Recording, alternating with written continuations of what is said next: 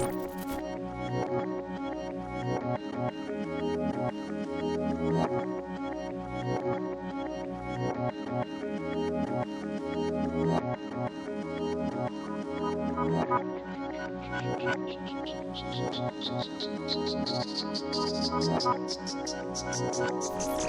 Olis, buenas. Oh, estamos todas. ¿Viste? Qué momento, Ale, sí, alias momento orquesta. Pero vino hasta Freddie Mercury, ¿viste? Ya están explotando los mensajes ahí Sí, con ya ese está. bigotito. es Ya todo está. para es todo para aumentar el rating, esto nada. Esto va a volar, así increíble. ¿Qué tenemos para hoy? 7M, 7M. Hay 7M y hay 8M. Yo igual no sé, acá les argentines si me cuentan un poco mejor de dónde viene el 7M y si quieren después chusmeamos un poco de eso. Es el 7 y es por el aniversario de la Pepa Wow. Gaitán.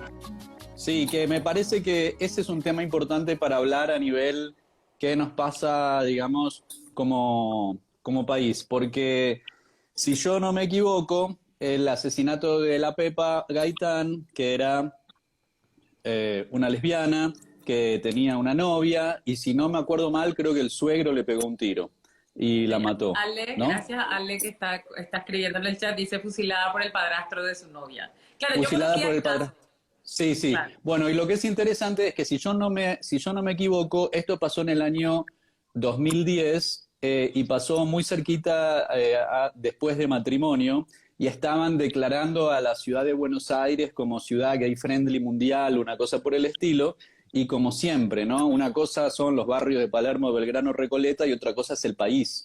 Y entonces estaba pasando esto, en ese mismo momento en que nos autopercibíamos como así ciudad gay mundial de la maravilla blanca, turística, no sé, el padrastro de la novia la estaba matando a la Pepa. Y pasaron un montón, una sucesión de cosas muy horribles, de que la policía no intervino, después cuando la familia va a buscar el cuerpo de Pepa, en la morgue se había cortado la electricidad y le dieron el cuerpo descompuesto, es decir, es toda una sucesión de cosas realmente funestas, horribles, muy de abandono de las distintas formas de ser lesbiana, puto, torta, traba, lo que quieras, según en qué segmento económico, social o cordón del conurbano o lo que sea te encuentres, ¿no? Así que me parece que este es un debate que nos tenemos que dar a la hora de la interseccionalidad. Una cosa, no llamarnos, está bien, tuvimos matrimonio, tuvimos esa ley que vino a cambiar un montón de cosas, pero de ahí a creer que está todo, es como el día que terminó la dictadura, ¿viste? Al día siguiente los edictos Claro. policiales eran los mismos, no estábamos en democracia todavía, faltaban, no sé, nosotros no estuvimos en democracia hasta 2012 con la ley de identidad de género, sí, para ser honestos. Entonces, bueno, eso, me parece que lo del 7M es re importante y es re importante conmemorarlo, sí. Yo les cuento que yo estuve hoy en un evento que coincidió con este día, en realidad fue organizado por Chile, en Chile, digamos, porque este año, hace 10 años, se conmemoran 10 años del fallo del caso de Karen Atala. No sé si ustedes se acuerdan de ese caso, que es el caso de una jueza lesbiana chilena a la que el papá de sus hijas, al enterarse que ella estaba viviendo con su pareja del mismo sexo, le hace una demanda para tener la tuición de las hijas. Y o sea, él pierde en varias instancias, pero en la instancia superior a él le dan a las nenas. Y le dan a las nenas porque ella es lesbiana, digamos. Le sacan a sus hijas a ella y en ese momento su hija más chica tenía meses. Le sacan a sus hijas por ser lesbiana. Entonces ella lleva el caso al sistema interamericano y es el caso que sienta la primera jurisprudencia donde la Corte Interamericana dice que está prohibida la discriminación por orientación sexual e identidad de género de acuerdo a la Convención Americana de Derechos Humanos. Ese fallo cumple 10 años este año y entonces la Fundación Iguales en Chile hizo un evento y bueno, a mí yo participé de ese evento, súper lindo porque éramos como activistas de diferentes países contando un poco qué nos pasó con el fallo y qué hicimos con el fallo, digamos. Entonces, fue un evento súper lindo. Está por ahí, si quieren, después lo compartimos. Está el video del evento en redes. Hay un video donde Karen habla del todo lo que pasó, habla a Karen y la que en ese entonces era su pareja, cuentan un poco cómo vivieron la situación y es muy impresionante porque además a mí me parece que Karen Natalia además es una persona muy impresionante. Ella además como vivió el caso y no solamente vivió, sino militó su caso, sino que ella entendió que, porque además muchas veces lo que pasa en los casos que terminan en el ámbito internacional, y creo que eso alguna vez lo hablamos, no son casos para una misma, digamos, o sea, probablemente, o sea, ella ya no le devolvieron las hijas, pero ella lo que hizo con lo que ella vivió fue sentar una jurisprudencia que terminamos usando todos y todas quienes tratamos de promover el acceso a derechos. Entonces me pareció como ella además representa muy bien eso, ¿verdad? El caso es por ella, pero es mucho más allá de ella y su historia. Entonces me parece re interesante si quieren chusmear por ahí también. Me parece súper interesante, sobre todo porque, bueno, estas decisiones o estas políticas y nuestros derechos no existen, se conquistan, ¿no? Como que tenemos que salir como colectivo en bloque ahí a pelearlo porque no va a haber una concesión graciosa así de nuestros derechos. Y bueno, son cuestiones muy reales, pero que solamente pasan a la existencia o a la conciencia cuando se hacen públicas, ¿no? Así que está el primer elemento que es el de la lucha y el segundo elemento también que es el de la exposición pública. En este caso que vos contás, me imagino la cobertura de prensa, que si la mamá es lesbiana, qué sé yo, toda la gente opinando en la televisión, en la radio. De la Pepa Gaitán, el abogado que defendía al padrastro de la novia, decía que era una torta que daba miedo. Y sí, qué sé yo, ¿qué tiene? O sea, el tipo se ve que se asustó, entonces le pegó un tiro en el pecho porque se asustó. Bueno, sí, era una torta, qué sé yo, si era camionera, si era no sé qué, o qué, no sé, era una persona, ¿viste? No las es interesante machacar con esto, ¿no? De que no solamente tenemos que salir a conquistarlo, sino también a las personas que les toca hacer las caras visibles de esos derechos, la exposición mediática puede ser muy, muy tremenda. Claro.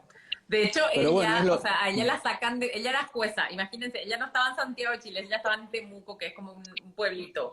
A ella la sacan del closet en la prensa. O sea, mucha gente se enteró que ella era lesbiana por la prensa. O sea, ¿ustedes se imaginan salir del closet en la prensa? O sea, es una cosa como muy fuerte en sí mismo. O sea, entonces, mucha gente, incluso creo que de su propia familia, no sabía que ella era lesbiana.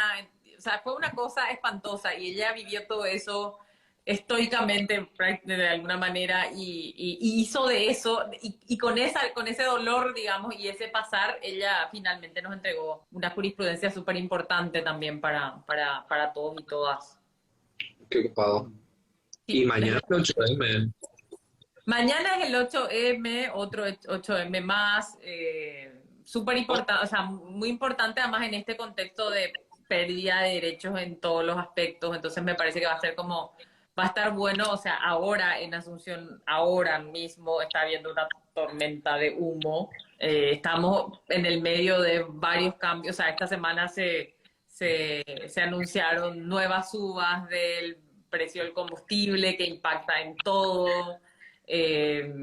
Estamos en el medio de una crisis de diferentes órdenes y bueno, ahí nosotras también queremos seguramente colocar esos temas desde nuestra propia mirada y bueno, ojalá que sea una marcha súper masiva en todos lados también.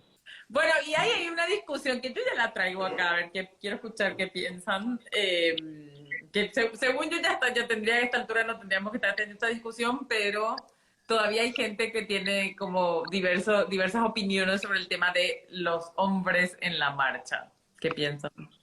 A mí me interesa, porque encima me parece que hay como que hay una diferencia demasiado importante, o sea, entre la masividad que es la marcha en Argentina, en Buenos Aires particularmente, con lo que es en Paraguay, que justamente eso también habilita como que otra clase de discusiones también, porque de repente hay como que discusiones que se toman, por ejemplo, en Argentina, que es como que tan masivo, se pueden tomar ciertas decisiones, pero eso muchas veces ni siquiera llega a la base, la gente hace como que lo que quiere, la marcha luego no es yo estuve en una en el 2000, creo que fue, no, en el 2015, 2016, cuando fue lo de, pero que fue muy importante, y no era una marcha, está alrededor del Congreso tomado. Entonces era así como que, bueno, habían como que los sectores separatistas, había sectores para nada separatistas, había sectores de izquierda, había sectores no de izquierda.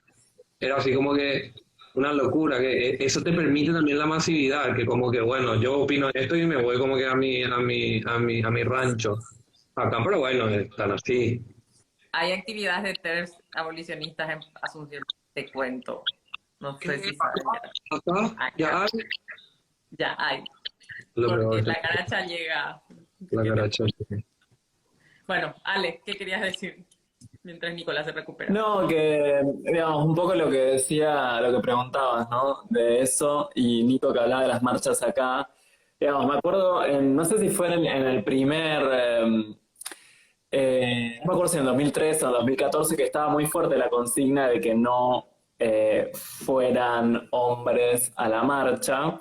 Un poco lo que se argumentaba era que, no la primera, seguramente la segunda o la tercera, que había habido muchas viralizaciones de imágenes de hombres que habían terminado siendo más protagónicas que las propias mujeres. Me acuerdo un pibe que tenía un cartel gigante en cuero, aparte el pibe, y que se había viralizado como, bueno, un aliado, no sé qué, y después casos de mujeres que incluso decían haberse encontrado con abusadores o con violadores en la marcha. Y luego empezó, con esto no estoy argumentando que estoy a favor de que no vayan, etcétera, ¿no? Digo, como estoy tratando de hacer un raconto de los argumentos que recuerdo. Bueno, digo, todo eso derivó en una especie de pedagogía de las cosas que podemos hacer los hombres en lugar de ir a la marcha, ¿no? Como por ejemplo, bueno, lo que ya sabemos, que qué sé yo, que quienes ayudar, quedándose en casa, cuidando al Speedies, etcétera. Pero me parece que fue una consigna muy fuerte en un momento que ahora está bastante diluida. Por lo menos yo no he visto acá en Argentina llamado, como que me parece que hubo también una pedagogía. Ah, que se cortó. En línea con lo que está diciendo Ale, yo me acuerdo en algunas marchas que justo yo estaba en Asunción y que, bueno, que pude acompañar, esto, como que estaban muy claras las normas de si querés apoyar, podés hacer esta lista de 14 cosas, no sé, eran un montón de cosas, que no eran ir a la marcha. Y si querés ir a la marcha, anda al fondo. Como dicen la compañera Gaela Tsenek de Perú, el problema son los machitos progres de izquierda, ¿no? Como que eso puede ser un problema cuando los tenés metidos en la marcha del 8M. Sí, Michi, ¿y en Paraguay la iglesia se pronuncia sobre el 8M? A ver, el 8, para hacer un recuento, el 8M en Paraguay empezó a ser masivo, y digo empezó a ser masivo porque antes del 2017 había cosas que se hacían, el movimiento feminista, así como un grupo más pequeño, hacíamos cosas, pero en el 2017, a partir de toda esta movida que empezó un poco en Argentina y que se fue extendiendo de Ni Una Menos, que fue a finales o en el 2016, digamos, o sea, en el final, hacia el 25 de noviembre de 2016 ya había una cosa como linda que queríamos, que estaba queriendo ser. Y entonces ahí como que acordamos hacer algo más masivo para febrero, digamos, para marzo del 2017. Recordemos, y esto está muy atravesado por eso, el caso de Alexa empieza a finales del 2016. Entonces, en enero del 2017 es que sale esta famosa carta pastoral del Monseñor Edmundo Valenzuela diciendo, no, cuiden de no hacer una piedrita a una montaña. Entonces la iglesia quedó malísimamente mal entre finales de enero, eso siguió existiendo. Y entonces, cuando llegó el 8 de marzo, porque además fue la consigna de ese 8 de marzo de 2017 era nosotras paramos, entonces era un paro de mujeres. Entonces, cuando salió toda la cuestión del paro, la iglesia la iglesia decía hola y era así como, ¿ustedes qué es lo que van a decir? Entonces, estaban muy desacreditados. Entonces, cuando salió un grupo de antiderechos y algunas mujeres de iglesia a decir, yo no paro, y empezaban a decir como unos argumentos por qué no paraban, era como todo el mundo, sí, dale, besito, ¿verdad? Y de hecho, supuestamente hicieron como una juntata de gente que no paraba y eran 10, digamos, ¿verdad? Quiero recordar, si no hablamos todavía de eso, que Edmundo Valenzuela se jubiló ya y tiene un reemplazante que empezó diciendo que iba a haber tolerancia cero al tema de los abusos sexuales y, por supuesto, todo el mundo le empezó a consultar, entre otras cosas, sobre el caso de Alexa y hasta el momento no se tomó ninguna determinación diferente de la anterior. Así que estamos esperando a ver si de verdad quieren hacer algo diferente que la administración anterior, digamos, pero no hay novedades. Ale, ¿cómo vamos? Sí. No, eso que Bueno, después entonces, primero, que veía que ya no se está agitando esa consigna de que no vayamos pibes a la marcha, y que me parece que hubo un aprendizaje de cómo, de qué maneras estar en la marcha, de qué modo, creo que hubo un aprendizaje colectivo de qué modos acompañar en la marcha, y por eso creo que ya no es tan fuerte la consigna, que hace unos años estaba muy presente eso de que no fuéramos a la marcha. Igual, qué lástima que se te corte, ¿vale? Porque a mí me intriga muchísimo el caso de Argentina hoy, digamos, porque siempre y esto me acuerdo que lo hablamos también entre nosotros en nuestras reunionesillas, cuando era así, tipo, había antes de, digamos, en el año pasado, había como que una consigna unificadora muy clara, que era la cuestión del aborto, ¿no? La legalización del aborto. Y eso me parecía que era así, tipo, que generaba una acumulación que era así, tipo, muy multicolor entre la izquierda más izquierda, entre el peronismo, entre los progresismos, entre inclusive algunos sectores los liberales copados, entre comillas, digamos, ¿verdad? Que lograban, levantaban y reivindicaban esa consigna.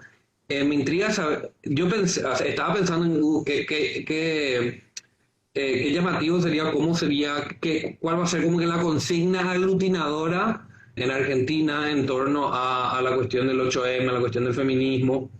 Sin embargo, justito hace pocos días pasó este caso tan aberrante, el caso de los violadores de Palermo, que para poner un poquito en contexto, era este caso de 6 chicos que drogaron a una chica y que violaron en conjunto adentro de un auto en una calle en Palermo, en pleno Palermo, a la luz del día. Me parece que eso revivó un poquito también en torno a todo lo que tiene que ver con la cuestión de la violencia de género y demás. Pero me intriga saber qué onda. O sea, yo pensé que capaz se iba a achicar un poquito más la convocatoria para este año, pero me parece que ese caso está prendiendo fuego de nuevo todo. Porque se vuelve a hablar de temas que mucha gente inclusive que consideraba que estos temas ya hay muchas discusiones saldadas. Me parece que hay algo de eso, ¿no? Que era la pregunta que vos traías con el tema del aborto, de cuál iba a ser la demanda que iba a nuclear, porque ninguna demanda había sido tan fuerte y tan transversal, ¿no? Porque dentro de todas las divisiones de los feminismos, esa demanda del aborto era muy transversal a todos. Me parece que también hubo durante la pandemia, no sé, Michi, vos también, digo, no sé, porque hay procesos que también, más allá de las particularidades de los países, son similares, pero también hubo en la pandemia mucho trabajo en torno a los cuidados colectivos, a las redes colectivas de militancia, a pensar cómo se mantenía la sororidad y la sororidad en términos de aislamiento, etcétera. Pero esto que vos decís de la violación que pasó el otro día en Palermo, también reavivó mucho, sí, las discusiones en torno a los mandatos de masculinidad, a la violencia patriarcal, etcétera. Estuvo muy presente también esa discusión en las últimas semanas. Bueno, volvió a dar una entrevista a Rita Segato, que hace tiempo que no la escuchábamos. Estuvo ahí en radio nuevamente, que siempre que ocurren estos hechos está bueno volver a escucharla, sí, con otras cosas también, pero y hubo bastante presencia nuevamente de reflexiones en torno a la violencia patriarcal. Y acompañando lo que decía Michi antes, esto que decía de los aumentos de combustibles y todo eso, también Argentina, y esto lo digo con un poco de orgullo, pero no porque me implique a mí, porque no tengo nada que ver en eso, pero sí porque me parece que hay algo del dinamismo de la sociedad muy zarpado, de que esa consigna que hemos traído otras veces, de libres y desendeudadas nos queremos, digo en relación a esto que decía Michi, de cómo la transversalidad de las luchas se pone cada vez más en juego desde la izquierda y desde los feminismos populares, ¿no? Porque, digo, que los feminismos planteen una marcha en el Banco Central de la República Argentina y una consigna como libres y desendeudadas nos queremos, me parece que apunta a esa transversalidad y a esa apertura de la que hablábamos antes, tipo, la lógica va a ser sectorial y solamente pueden participar mujeres y esto es un tema solamente, o es un tema mucho más amplio. Me parece que como esas líneas son mucho más ricas, digamos. Y creo que ahora que va a coincidir con el acuerdo con el FMI que se mandó al Congreso y a diputados, la consigna de vivas y desendeudadas nos queremos va a estar bastante presente también. Claro, porque ya está, o sea, hay que dejar, o sea, esto es para todo el mundo, o sea, el sistema patriarcal tiene que caer para todas las personas. Y es cierto que nosotras hemos históricamente liderado, pero esto no lo vamos a hacer nosotras solas. O sea, y ahí hay un trabajo gigantesco. Y yo siempre digo, además, cuando hablo con gente, es como, por ejemplo, cuando hablamos de violencia, alguien tiene que trabajar con los maltratadores y eso tienen que ser ustedes. O sea, los chicos tienen que trabajar con los chicos, cómo están construyendo su masculinidad. O sea, yo les puedo decir todo, pero mi lugar de enunciación nunca va a ser el mismo que el de un par, digamos. Y ahí es que sale como toda esta alegoría que en Estados Unidos, en inglés, un poco se habla de la conversación de vestuario, digamos, que es ese lugar donde los chongos están entre los chongos y donde están desnudos, mirándose las pijas, mirándose todo, y están siendo lo más auténticos posible. En ese lugar es donde hay que marcar otras reglas de juego, digamos. Y eso no lo vamos a hacer nosotras, eso lo tienen que hacer ustedes. Entonces, desde ese punto de vista, para mí no tiene sentido que marquemos una línea y digamos, estas personas no pueden venir, porque finalmente si estas personas no vienen, no va a cambiar nada. O sea, salvo que no hagamos todas tortas separatistas, que tampoco me cae mal la idea, digamos, pero, o sea, no todas queremos ser tortas separatistas. Genial las que quieren ser tortas separatistas, les queremos, les mandamos besitos, pero no es la vocación de todas. Entonces hay que hacer otra cosa. Bueno, mientras lo esperamos de vuelta, Ale, yo quiero recordar una cosa que parece muy sencilla, pero que tiene enorme valor, que es para esta y para todas las marchas que nos convocan por nuestros derechos, las personas que van a la marcha por primera vez, la que es su primera marcha, ¿no?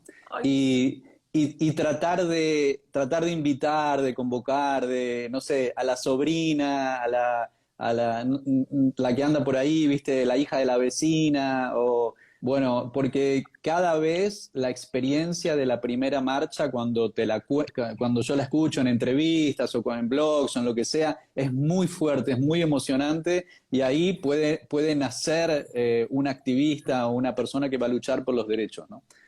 Bueno, esto de las primeras marchas, ¿no? Saludar a todas las personas que van a ir a su primera marcha mañana y tratar de ir integrando más a nosotros como los gays, la parte no lesbiana del colectivo también. Como decían siempre, bueno, las que nos enseñaron a marchar fueron las mujeres, ¿no? O sea que siempre estar donde nos digan que estemos, en la columna al fondo, bueno, en casa ocupándonos de otras cosas, bueno, no sé, pero me parece que también es un momento en silencio, ¿no? Pero para reconocer que las que salieron a marchar con el colectivo fueron las mujeres que no eran del colectivo, ¿no? Y las que nos enseñaron a marchar fueron ellas, así que eso también es importante. Y después, bueno, volviendo a Rita y el patriarcado, no olvidarnos que el patriarcado no es un remanente de otras épocas, es constitutivo de las democracias liberales.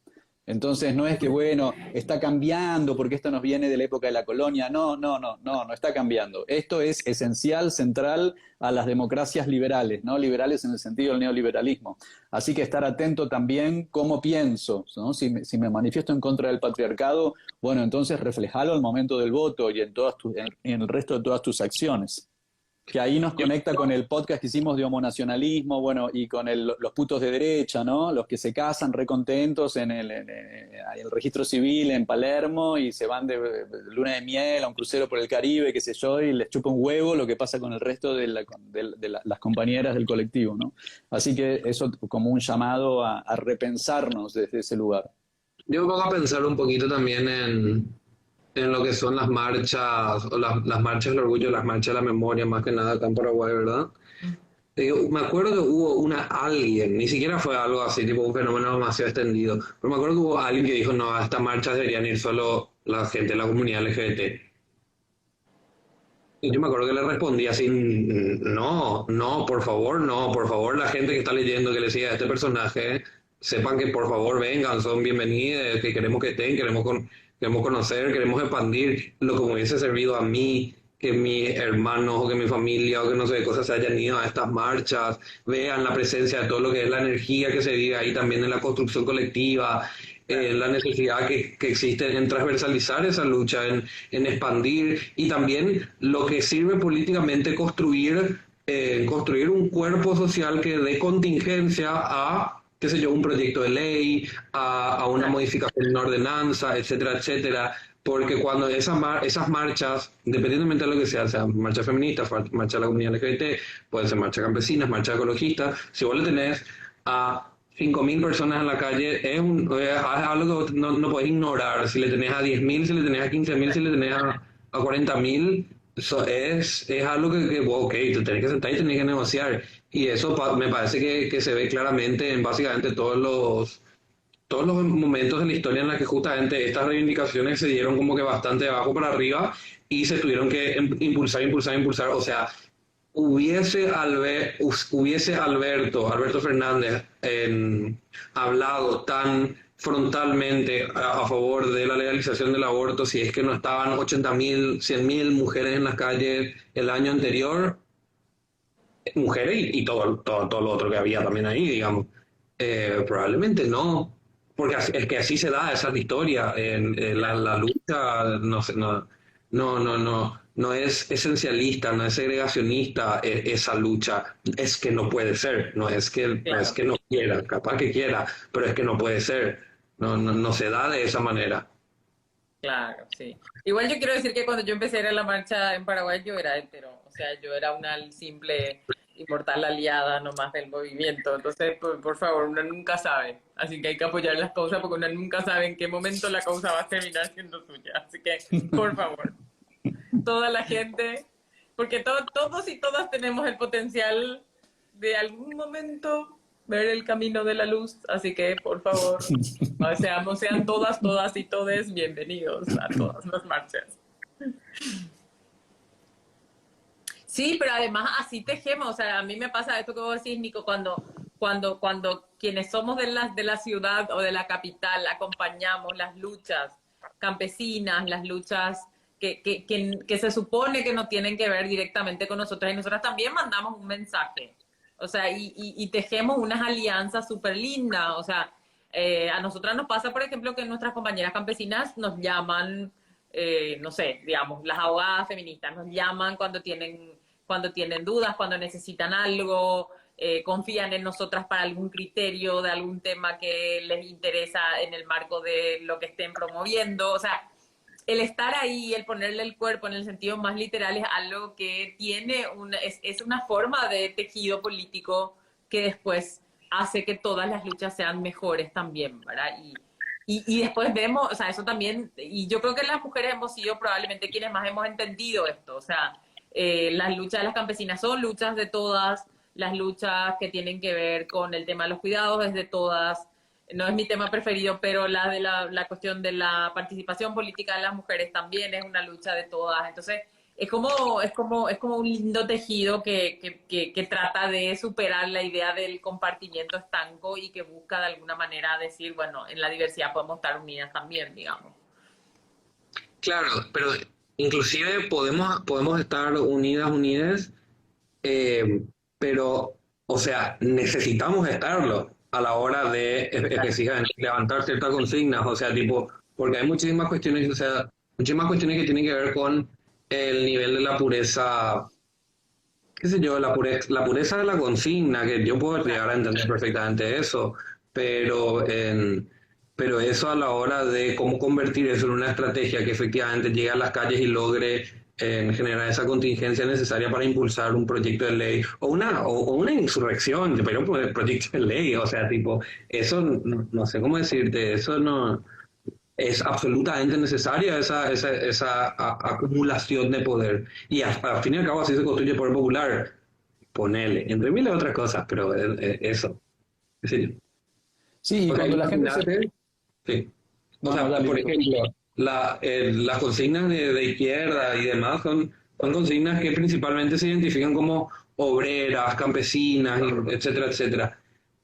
Sin embargo, en la historia hubieron así muchísimas avanzadas que no se dieron precisamente desde la contingencia esencial de esa identidad, de la identidad únicamente obrera o únicamente campesina. Es más, las avanzadas que hubieron siempre fueron transversales.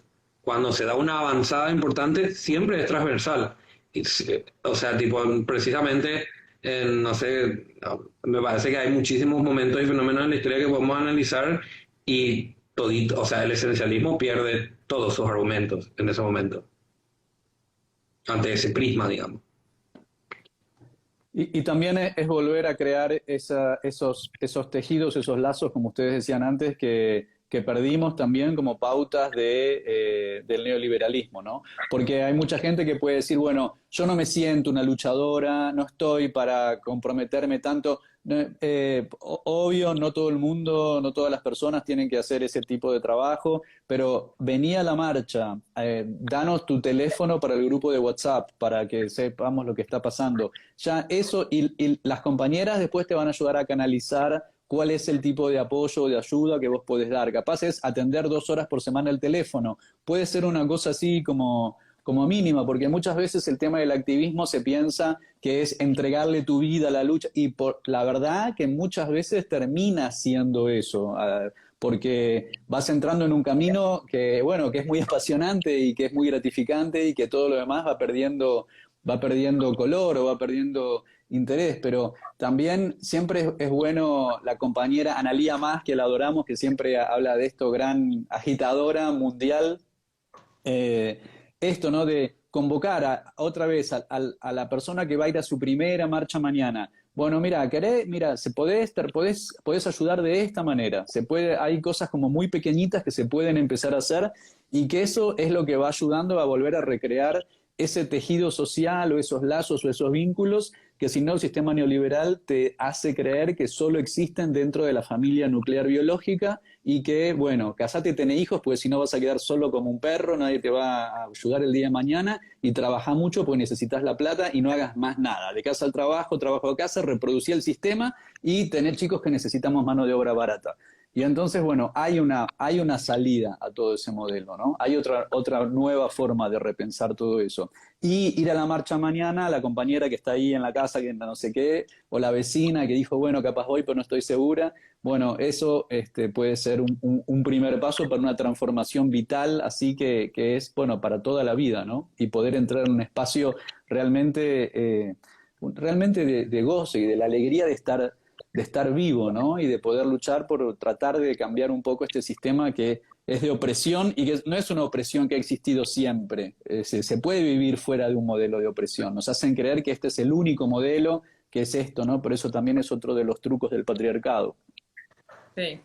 Yo les cuento que me pasó algo súper lindo hoy, que fue, o sea, mi compañera de yoga me vio y me dijo, Michi, mañana es la marcha, y después me dice que estaba muy enojada porque es profe de un cole y que le pusieron una reunión de padres, madres, como a la hora de la marcha. Entonces estaba ella enojadísima y dijo, por eso mismo mañana a todos mis alumnos todo el día les voy a hablar de la marcha y del 8M y no sé qué. Yo dije, ay, tan linda. O sea, Tan lindo. digo, o sea, primero es como eso, ¿verdad? O sea, ella quería ir y ella decía que son como 3 profes, colegio católico, 3 profes que iban siempre a las marchas. Y dijo, me voy a ir con mi pañuelo verde a dar clase mañana.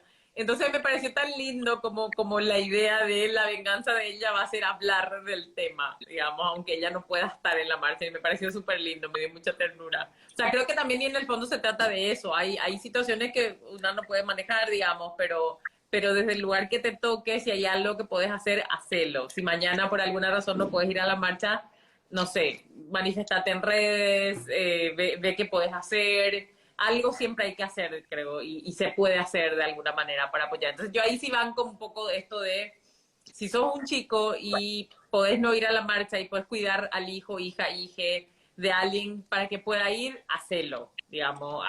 Con esto que el combustible está muy caro, si vos podés hacer transporte de varias de las chicas y llevarlas y traerlas, hacelo. O sea, hagamos lo que podemos y ahí creo que sí está buena, muy buena también la solidaridad y la sororidad, digamos, de todos y todas para que ocurra, digamos, y para facilitar la participación de las compas mañana. Así que ojalá que sea un día como, sobre todo que no haya tormenta de humo, pero y además de que no haya tormenta de humo, que sea un día de mucho disfrute también, porque creo que una cosa que hablábamos también era que para nosotras ocupar el espacio público también es romper como esa lógica de que las mujeres tenemos que estar guardaditas en nuestras casas cuidándonos de los males del mundo que están afuera, cuidando, criando y no sé, abrir la puerta para ir a jugar, digamos, ¿verdad? Entonces, creo que hay un disfrute particular de la ocupación del espacio público desde un contexto de la seguridad de estar rodeada de tus compañeras y de la gente que está luchando igual que vos. Así que para mí siempre es una fiesta, o sea, creo que esa siempre también la consigna, ¿verdad? Por eso también se dice que nuestra venganza es ser felices y creo que la marcha es como una súper oportunidad de ser feliz y al rodeada de nuestras compañeras. Sí, eso se ve mucho también en las marchas de la comunidad LGBT. Tanto tiempo te enseñaron que te tenés que quedar callado, encerrada, en silencio, sin decir nada, tratando de disimular lo más posible y de repente, boom, estás en estas marchas y ves tanta algarabía, ves tanta felicidad, ves tanto orgullo y te modifica muchísimo. Es como que existe este término del salto de conciencia, que empezás a identificar la importancia de la construcción colectiva, la importancia de participar en estos eventos y todo lo que implica para UNE, ¿verdad? Me acuerdo que en el 2017, quiero contar más esta pequeña anécdota porque tiene un poquito que ver con el caso, logré convencer a Camichi, que le conoce a mi mamá, logré convencerle a mi mamá que me acompañe en la marcha, a las 8 de 25 años, no me acuerdo, logré convencerle. Justo ese año se hizo efervescente la discusión sobre si los hombres podían ir o no. Y yo quedé como que, ¿será que me puedo ir o no? Y después mi mamá se enteró de la cuestión de que los hombres no pueden ir y ella al final no se quiso ir por eso. Entonces hubo como que una cuestión así, tipo media de se perdió una oportunidad, qué sé yo, lo importante para mí, lo importante era que mi mamá se vaya a esos espacios, mi mamá que toda su vida tuvo que luchar por una cantidad de condición, de opresión por su condición de mujer, y lo importante era para mí irme con ella y que podamos hablar de una cantidad de cosas, de que podamos compartir una cantidad de experiencias, que ella se abra también para contarme una cantidad de cosas que vivió. Y esa clase de cosas, por ejemplo, se pierden de repente en esa clase de discusiones. No es solamente que no es solamente que no se van a ir los chongos, tampoco se va a ir la gente que cree que debería ser una cuestión transversal, que debería ser una cuestión colectiva, que es mucha gente. En ese caso, que es un caso anecdótico, pero que cuántos habrán así, ¿verdad? Que en ese caso perdí la oportunidad de llevarle a mi mamá y caminar abrazados por la calle, rodeados de toda una columna de chicas, hablando de una cantidad de cosas con las que mi mamá se iba a sentir identificada. Y bueno, el tema de ir en familia, desafortunadamente es una experiencia que yo aún no tengo. Ojalá algún día mis sobrinos, mis sobrinas, mis hijos, hijas del corazón, adoptivos, no sé qué sé yo, ya veremos. Pero es esta nuevo espesor o nueva calidad que te da al alma o a tu vitalidad de saber que, bueno, que no vamos a parar de luchar, ¿no? Que no vamos a parar de luchar. Y eso después lo llevas del punto de la marcha esa a la reunión de consorcio donde hay uno que, no sé, que jode, o lo llevas al colegio cuando hay un profe que no sé qué, o lo llevas a la facultad, o lo llevas a todos los espacios de tu vida. Y te da una nueva óptica. Es decir, bueno, vergüenza y silencio nunca más, ya sea como mujer oprimida dentro del patriarcado, ya sea como torta oprimida dentro de los sectores oprimidos por la iglesia, por lo que fuere, y ese viaje de ahí al orgullo y a la conquista de la identidad, porque en realidad no sabemos realmente quiénes somos, ¿no? Con esto de la poda de nuestras subjetividades que ocurre durante la infancia y durante la etapa de crianza en este vínculo tan brutal y tan violento que es la familia, que son los que nos educan y que nos programan, que te regalan el camioncito. Yo todavía me acuerdo que a mí a los 11 me regalaron un par de guantes de box. Se ve que estaban tan preocupadas ya que se la veían venir, ¿viste? Ya a los 11. Y bueno, esa programación ¿quién me devuelve? ¿Viste? Yo no quería estar haciendo eso. Y bueno, es eso, ¿no? Es un viaje a la conquista de la identidad, que es terminar de sacarse todas esas cosas, que es un viaje que no termina nunca. Pero bueno, es así, es un momento hermoso, esto de las marchas y de ir construyendo esta nueva solidaridad, y después te empiezan a llamar de los grupos de WhatsApp y te convocan para otras cosas y vas encontrando algo que hacer. Así que eso, vamos descubriendo quién realmente somos, debajo de todas esas capas que tuvimos que poner para sobrevivir como niñas en la escuela, en el trabajo, en muchos espacios, ¿no? Momento hermoso ahí para salir a la calle. Sí, sí, sí. Yo voy a las marchas bueno, desde siempre fui con mis hermanas, y después cuando nació mi sobrina mayor, que ahora tiene 6 años, ella tenía menos de un año y ella ya fue a la marcha LGTB, por ejemplo. Hay una foto de ella con menos de un año con una banderita del orgullo en la cabecita, digamos, y ella ama las marchas. Mi hermana ya sabe cantar señor, señora, no sea indiferente. Mi sobrina es chiquitita, entonces de repente ella cantaba esas cosas en el jardín y la profesora no entendía de dónde ella cantaba eso. O sea, muy, muy, muy lindo también como cuando una tiene la posibilidad de compartir eso ya con la niñez, es como otra cosa también, digamos. Entonces está bueno, está bueno. Vamos cerrando, bueno, Alex entonces. no volvió, pero bueno. Mandó saluditos, Ale, gracias compañera, que está siempre ahí poniéndole garra a pesar de los problemas de conectividad. Bueno, ¿qué más? Este es el capítulo número 10 de esta orquesta, así que impresionante la construcción así transversal, transplanetaria a la que nos hemos arrojado y que con bastante regularidad hemos podido sostener. Ahí entra para los besos. Claro, para los créditos. Estaba hace un rato, pero Nico no me veía. Me hizo a mí, perdón. Bueno, gente, estos somos y nuestra conectividad es esta, así que bueno. Mejor nos despedimos si quieren, chicos. Mejor nos despedimos. Un besote gigante. Gracias a toda la audiencia por hacer el aguante siempre. Nico, Michi, Ale, ¡mua! Besotes. Super marcha mañana. Así a disfrutar y a luchar. Adiós. Chao, chao. Vamos a terminar. Somos Nico Martínez y Omar Beretta. Y este es un podcast del colectivo Cuarto Mundo. Seguinos en Facebook y Twitter, @putoelquelee108. Y en Instagram, @censurado108. La cortina musical de nuestro programa es el tema Zona Roja de Mnesis. Agradecemos especialmente a Octavio Linares, responsable de nuestra tecnología en sonido. a Nico Granada y al equipo del Surtidor por la edición. Para toda Sudamérica, Educación sexual integral y laica. hasta la próxima.